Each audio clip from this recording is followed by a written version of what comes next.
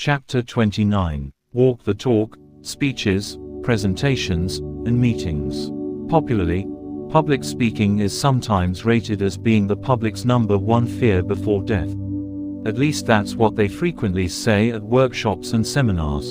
In any case, it is often scary, particularly when you are first starting to do this on a regular basis, and even after that, seasoned speakers and presenters, like stage actors and actresses, often feel anxious flutters before they go on. Remember, though, that having a slightly increased stress level can actually lead to a better performance, since your energy and adrenaline is up and flowing, while too much, as you may have already learned, can interfere with performance. Perhaps the major concern, apart from people not liking your message, is that you will forget what you are going to say. When I was younger, through my 20s and early 30s, I had this fear of forgetting, though I pushed myself through it. I just forced myself to get out and speak, and eventually, after about a decade of this, practicing again and again, I got to realize that yes, hey, I can do this. I will remember, I won't forget. Though I didn't have a particular name for the main technique I used, you might call it tapping into your unconscious. It was like announcing I was going to talk about this particular topic, and then letting my unconscious mind loose on that subject. It's a technique I first learned at Toastmasters, when we were called upon to give a spontaneous talk for a few minutes on whatever topic the meeting leader came up with. And after I found I could do this when called on, I simply expanded the approach to other subjects, and after a time, outlines and structures for whatever I was talking about seemed to pop up into my head as well. Well, that's just one of a number of memory strategies you can draw on to help you with speeches, presentations, and running a meeting. Here are a variety of other strategies. You've met most of them before in other chapters. The focus here is on how to apply the techniques in your memory strategies repertoire if you want to give a speech, put on a presentation, or run a meeting. Don't try to memorize it all. There's no need to spend the time trying to ram exactly what you are going to say in your memory. It's a mistake to try to write and rewrite a speech or outline so you can memorize it exactly or continually repeat it over and over so you know everything line by line. While actors and actresses may have to do this in learning a part, you don't. In fact, a completely memorized talk often comes across as canned and stilted, and is likely to bore both you and your audience. 1. Create an outline or mind map with key words or trigger words. Instead of memorizing it all, focus on remembering the key words or trigger words for each topic you are going to talk about. 2. The first step is to create these words for the major topics and then create some key words or trigger words for subtopics.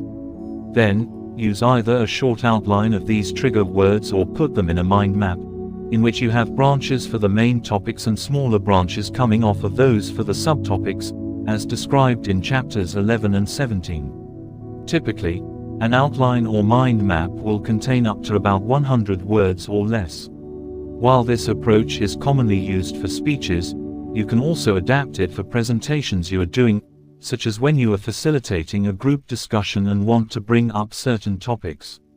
Or use this to structure a meeting and lead it with increased spontaneity and control, though you can use a written agenda as well. Use a visual, peg, or link system to help you remember the trigger word. Once you have determined your main and subtopics and the trigger words to remind you of each topic, the next step is to remember those words, and if desired, the order of those words as well. You can use any number of systems to do this. Pick the one that feels best for you. Some techniques might be: create a picture in your mind of the mental map, chapters 11 and 17. Imagine you are a camera taking the picture, chapters 23. Use chunking to combine subtopics together into categories, chapter 12. Use the Roman room, loci, or other journey method, in which you put topics you want to cover along the path, chapter 22. Use any of the memory techniques for recalling lists of words, such as one of the link systems and chapter 20. Use your imagination and association to make the trigger words even more memorable, as you do when you create a vivid image for each word along the path on your journey or associated with each number on your list. 3. Decide which system to use to help you remember your speech or presentation.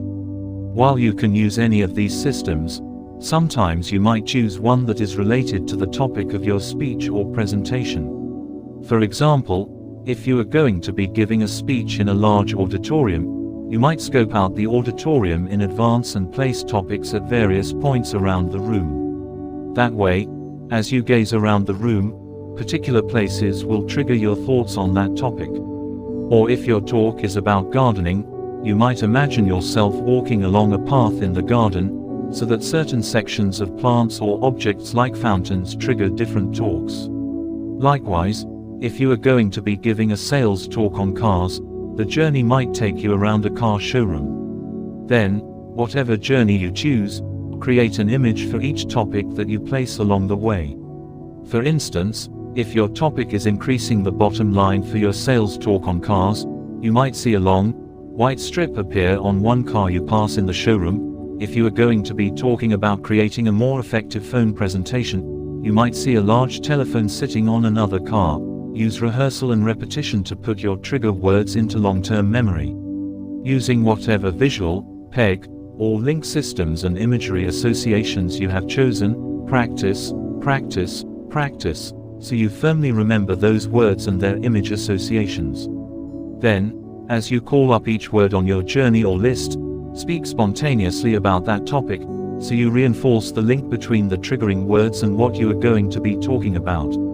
You don't have to remember exactly what you are going to say, just let it flow spontaneously, which is where tapping into your unconscious comes in. Once you know the material solidly, your unconscious can take over, much like turning on a tape recorder or cassette recorder and letting it play whatever segment you select.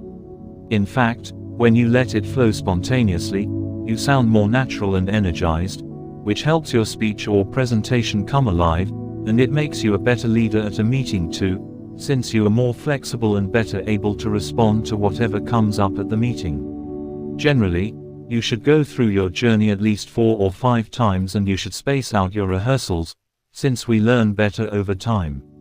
Ideally, allow about a week to do this, and perhaps use this rehearsal schedule suggested by Dominic O'Brien, who suggests, play the journey over to yourself, at least 5 times, 1 hour after you have devised it, the next day, and then at regular intervals until the big day. According to the revision rule of 5, whereby repeating something 5 times commits it permanently to memory, the speech should now be unforgettable, and along with it the triggers that will allow you to give a scintillating and confident talk. 4. Using a relaxation technique to overcome anxiety. Having followed all these steps, you should now be ready. But if you still feel overly anxious, not the normal heightened level of tension that usually leads to a great performance, try a relaxation technique.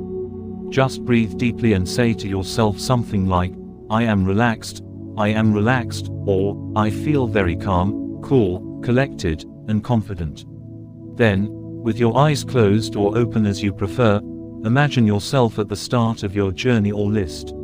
Now mentally step forward or go to the first word on your list, and start talking. At this point, your unconscious should kick in and you are on your way.